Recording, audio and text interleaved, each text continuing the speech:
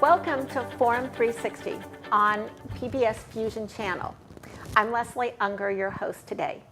We are going to look at two things, so stay with us as we look at the 2020 presidential election and we look at the presidency, let's say from 2016 to 2020. As we're 2018, we're going to be looking at the presidency about midterm. We are looking at it today with an expert. I have an opinion on everything, but I'm not an expert. Our guest today is an expert on the Oval Office, an expert on the White House. So today, joining us to look at the presidency and 2020 is Dr. David Cohen, Assistant Director of the Bliss Institute at the University of Akron and Professor of Political Science at the University of Akron, and author of a paper, a book, a something.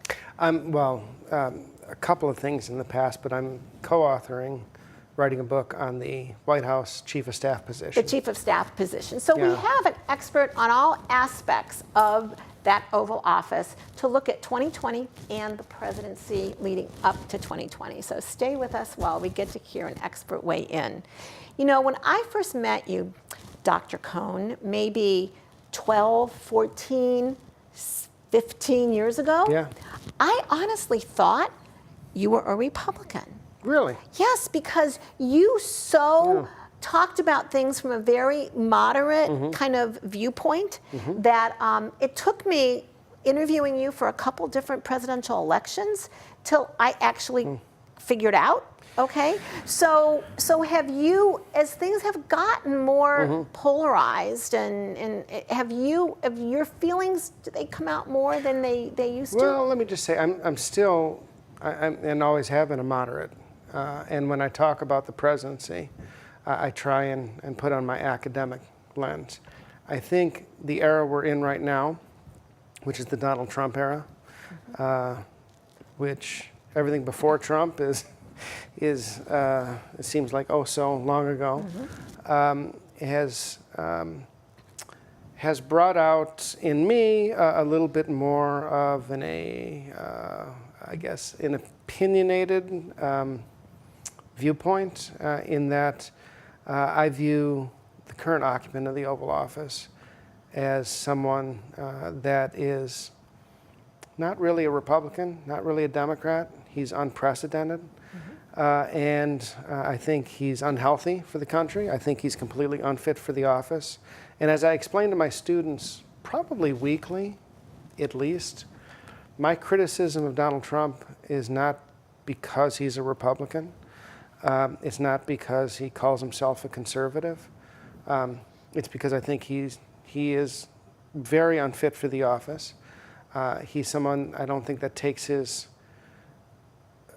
took the oath of office seriously. You can see that in his tweets. I don't think he respects the Constitution. I don't think he respects the office that he holds.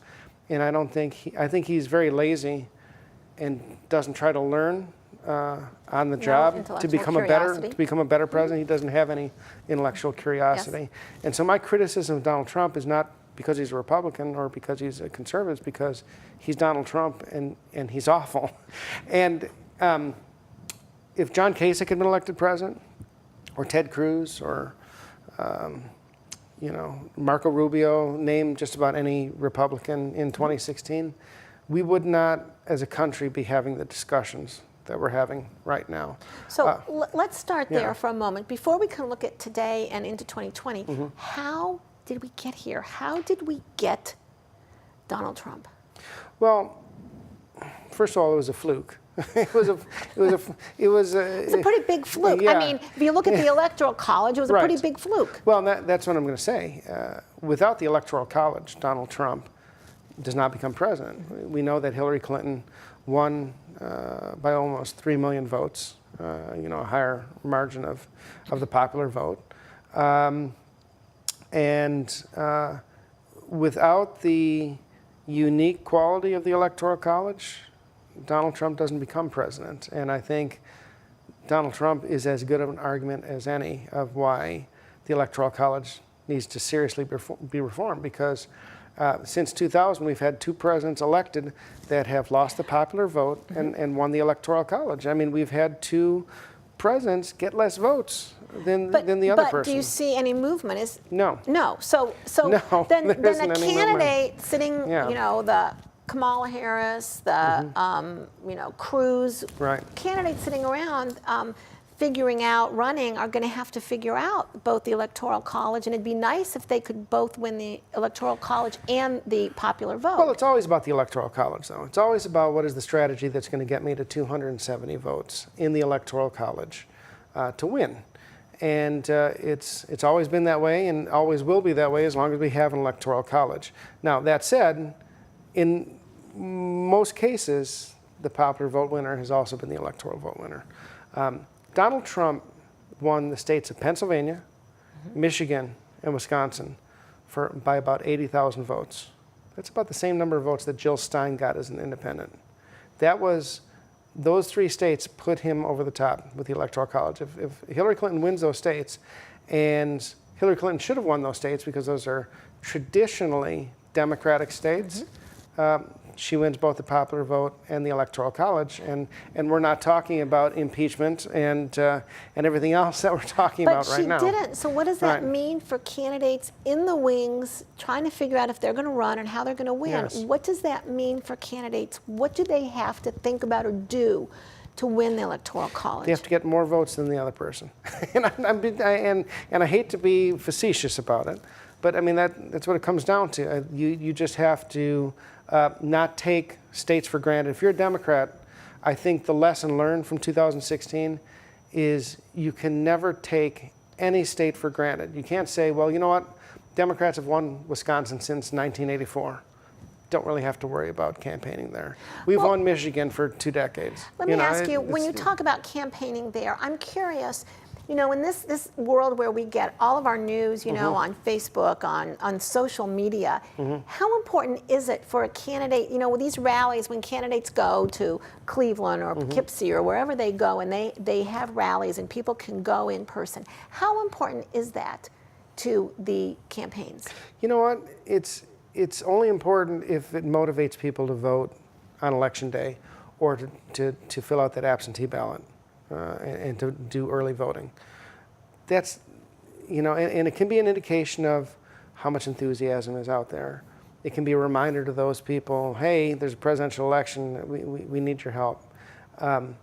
But those things are important only in just the reminder that, you know what, every vote counts in the election. And we need you to get out there. And I think for any campaign, whether it's presidential, state-run, local, it's all about turnout. It's all about getting your people to the polls.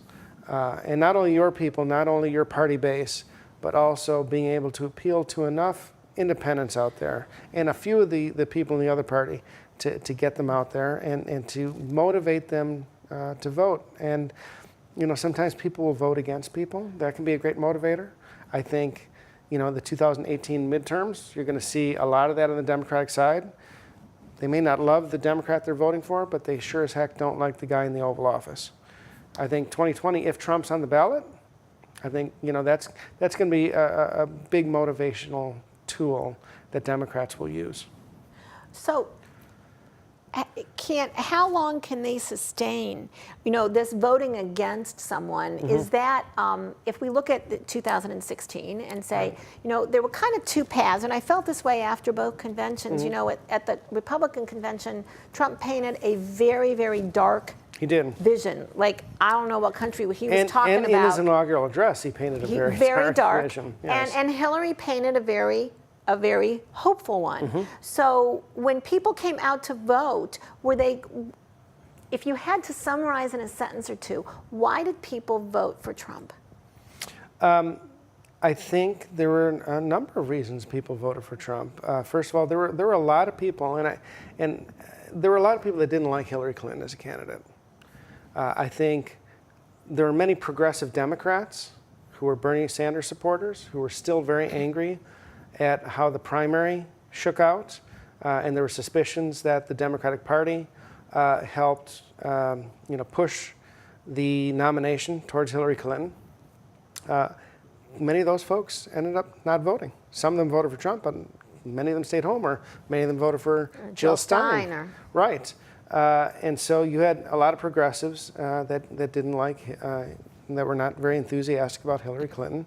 And I think she probably didn't get as many independents as she needed to, especially in some of the key states. But there were an awful lot of people also that didn't vote for Donald Trump as well, because they didn't like him either. You had really two of the most unpopular presidential nominees in modern political history. And I think had Democrats nominated somebody else, I think they win. But let's not forget, Hillary Clinton won 3 million more votes than Donald Trump. I know, so when people say, you know, she's a bad candidate, I get she didn't win, but those 3 million votes. Those, you know, and ultimately it comes down to those 80,000 votes in those 3 states. And think about 80,000 people, you know, people sometimes think, well, 80,000, that's a lot of votes, right? It's a medium-sized city in the Northeast. What about the statistic of, 56% of the people voted? So what would you, if you were a great seer of the future, what would you guess the statistic will be in 2020, that voter turnout? It was 56 in 2016. What would you guess is going to, people going to come out and vote? You know, I can't predict it, because it's going to depend upon who the candidates are. Yeah. I have to believe that if Donald Trump is still in office in 2020 and he runs for re-election and he gets the nomination, I have to guess that there are many Republicans that will not be enthusiastic about him, that may have cut him some slack in 2016 because they didn't really like Hillary Clinton too much, and he's not going to get their support. I've talked with people who, for example, voted for President Obama twice and then voted for President Trump. And I've talked with them recently, and they're like, that was the dumbest mistake politically I've ever made. I hate Trump. I'm never going to vote for him again. So you know, there are people that I think, just because the dynamics decided to go with something different. Yeah, shake things up, right? Right. So before we go to 2020, let me just ask you a couple questions. If Hillary, you know, one thing I didn't think her choice of vice presidential candidate was anything stellar. I thought it was a pretty run-of-the-mill choice. If she picks someone else, does she win? Because of that 80,000. Yeah. So does she picks a Sherrod Brown? Yeah. Does she win? You know, I'm not sure Sherrod puts her over the top, because I'm not. Trump won Ohio by such a margin. I'm not sure that even Sherrod Brown could have brought Ohio back into the blue territory. I think the only 2 picks that she could have made that maybe would have made a difference was Bernie Sanders, maybe, because then that progressive base is elated and they're voting for her. I think also Elizabeth Warren. And I think because then you still get the progressive base, but with Elizabeth Warren, you also get a lot of enthusiasm from women who are like, oh my gosh, we have 2 women on the ticket. This is historic. No, that would have been a historic ticket. It would have. Yes, it would have. And I thought we were maybe seeing that. There was a period for a couple of weeks in the fall of 2016 where it looked like what happened. Speaking? Yeah. So I think you're right. I think even though Tim Kaine is a very able person and is without a doubt qualified to be vice president and president, he's not very inspirational. No, he's not. So today we are looking at, first, a look back at the 2016 election and looking at this president, and then we're going to look at the 2020 election and see what an expert, Dr. David Cohen from the University of Akron, has to say. So when you talked about Trump, you said he was unfit and unhealthy for this country. Correct. So please tell us what you mean. Well, I think, first of all, he was completely unqualified to be president. Now, and tell us what First that means. First of all, he had never held elective office. Tell us why that is important. Because by being an elected office holder, you understand government and you understand how government works. It's completely different from the private sector. And it has a different mission. Which is really why, except for Bloomberg, most businessmen that go into politics crash and burn. Some do. I'm not sure I would say most, but I think it's a different skill set, right? Okay. And some things are the same, right? selling is similar. Gotta sell your program. Right, absolutely. But government doesn't move at the same pace as the private sector. With government, it could take years to get a piece of legislation through to become a law.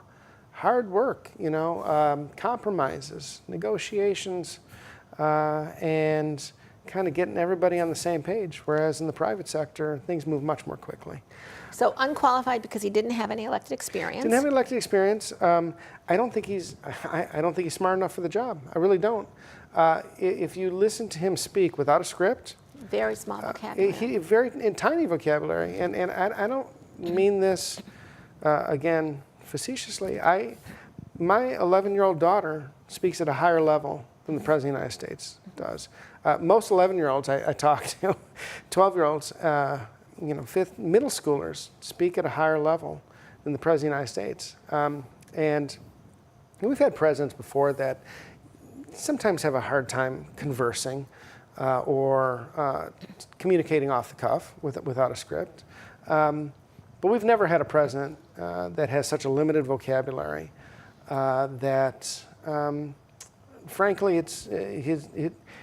if you ever read the transcript of what he says, many times it's indecipherable what he was trying to say. So what do you say to someone, personally, I want my elected officials to be smarter than me. Yes. I want them to be smarter than me. Yes. I want them to be better educated than me. I want them to be better than me. Yes. But what do you say to people that want them to be like them? They want to vote for someone like them. Well, I would say that's silly. I would. I mean, you want the President of the United States to be very intelligent and very capable. It's the hardest job in the world. Why would you want an average person in that position? And weigh in from your viewpoint as the expert, as the historian expert, what makes it the hardest job in the world? First of all, it's the most powerful job in the world. Because? Well, of our army, our nuclear... You certainly have the most powerful military in the world. You have the most advanced economy in the world. There are so many responsibilities that a president has with regards to the executive branch. The executive branch, federal government, is an enormous undertaking to oversee that. One of the challenges of the modern American presidency is what I call the expectations gap. And that is, people view a president as being able to do anything. They're the most powerful person in the world, therefore they can do anything. Right. But the limits of their power are extremely high. And presidents never are able to close that expectations gap and almost always fail in some way. Why would you want an average person of average intellect in that position? And I would go further, though, because I think the current president is unlike just about any president we've had in our history. And that is, I think he's a terrible human being. And I know a lot of people are going to be like, well, I can't believe he's saying this on television. Just look at it, though. I think he lacks basic human empathy. But tell us why that's important, because there are people that separate, the person, which I believe, as a communication coach, we don't divide ourselves in half and only take a personal or a professional side. Why is that important? Because the president is the moral leader of the country. They stand for more than just somebody that's making decisions, okay? They represent the country. They're the chief of state. They represent... when they go abroad, they're not just representing their party or their particular, they're representing the United States of America. And they have to have some sort of, there has to be some element of moral leadership there, so that when a president goes abroad and criticizes another country for their human rights record, it has to mean something. It does. And I think that's what has not been really talked about with Donald Trump. You could just go down the list. Barack Obama, George W. Bush, Ronald Reagan, Theodore Roosevelt. These were all people of different political parties, but they were all decent human beings who tried to do what was right for the country. They had different ways of trying to go about it. but nobody ever questioned whether or not they had a soul, or whether they had, Moral or compass. whether they had compassion for other people, and whether they had a moral compass. We are, as a country, most people in the majority question whether or not this president has any kind of moral compass. So let's leave it there as we Yeah. look at 2020. Yep. Now, we don't know, I don't think any of our crystal balls are working to see whether he's going to still be in office, whether he's going to run again. Right. So do this either way you want, that he's the candidate in 2020 or he's not the candidate in 2020. But talk to us, we've got just a little over 2 years to go. What is 2020 going to look like, and why is it going to look the way it does? Is he still going to have his 30-some percenters that are never going to leave him no matter what? Are they going to be enough? Yeah. Talk to me about what you see in 2020, not just from individuals, but for the office and for the country. Well, on the Republican side, it's hard.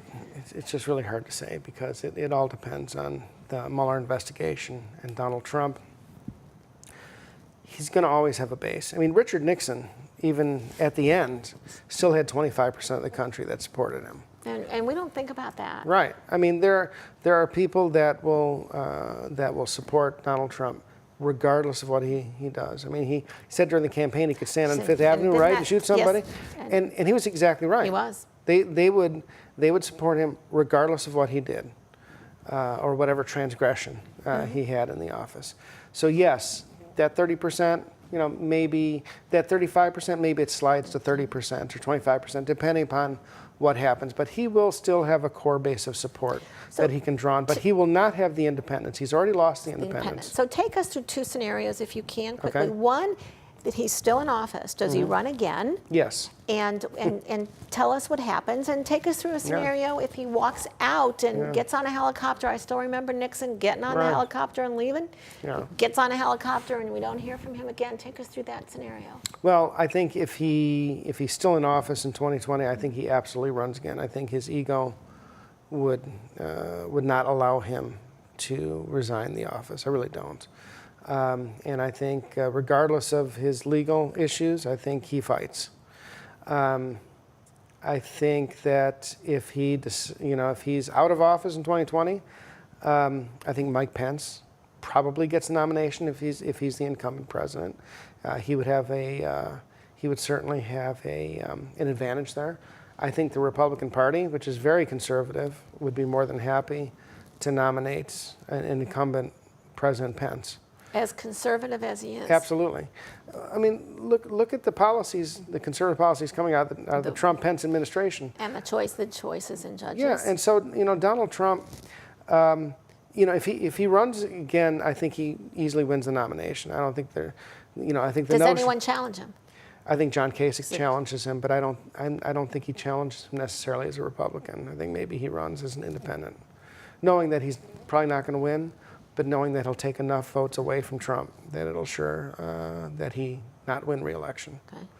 And I think Governor Kasich, I do believe, first of all, he's one of the only Republicans in office that has stood up to him and has stood up to him from the very beginning, Yes, and very has never consistently. wavered. Yes. Okay, and Yes. he has lost publicly, a lot. not just publicly, behind the scenes. He has lost a lot of political capital doing Yes. it. I think it's been very gutsy. I wish that more Republicans would follow Governor Kasich's lead, and I do think it's because not because he wants to score political points, but I believe that he thinks he's doing it for the sake of the country. I really do. And I think if he runs as an independent, I think you're going to see a lot of support from conservative intellectual thought leaders that have left the Republican Party, like George Will and Steve Schmidt and David Frum and a lot of these well-known conservatives that are no longer Republicans, Joe Scarborough, and I think they're going to coalesce around a Kasich independent bid. Okay, so tell me who's on an independent ticket with Kasich? I think he picks a Democrat. I think he picks a moderate Democratic governor. Well, let me just go back for just a moment. Yeah. If McCain would have picked Lieberman, what would have happened? Oh, well, it's impossible to say. It would have been very interesting. I think McCain would have lost. I think 2008, let's not forget, It was after It was 8 after years the of wall. Bush. Yeah, and it was also, Bush was very unpopular. People were, I think, were tired of Republicans being in charge of the whole thing. Wall Street was crashing. I don't think any Republican could have won in 2008. So you think Kasich has a Democrat? Very interesting. Yeah, I think he runs as independent. I think he chooses a Democrat. I really do. And let me ask you this: in Yes. 1 minute remaining, Yeah. there's going to be 24, at least, Democrats running. Yeah. I predict a dozen. This Yes. Friday, I'm going to hear Garcetti. I'm excited to hear Garcetti and see him in person. Yeah. Out of 24, 12, 6, 8, who gets the Democratic nomination in 2020? Heck if I know. I think it's wide open. I really do. And I think it's going to be interesting to see the forces within the Democratic Party duke it out, because you've got the Bernie wing and you've got the more moderate establishment wing. Does Bernie run again? I think he does. Yeah, he looks like he's going to. Yep. Wow.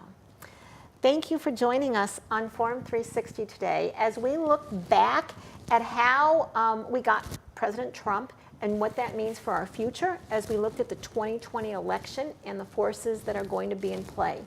I'm Leslie Ungar. Thank you for joining us on Forum 360, where we tried to give you a global view from a local perspective. Forum 360 is brought to you by Electrical Impulse Communications, the John S. and James L. Knight Foundation, Hudson Community Television, the Rubber City Radio Group, an anonymous donor, the Jewish Community Board of Akron, Medical Mutual of Ohio, Blue Green, and Forum 360 supporters.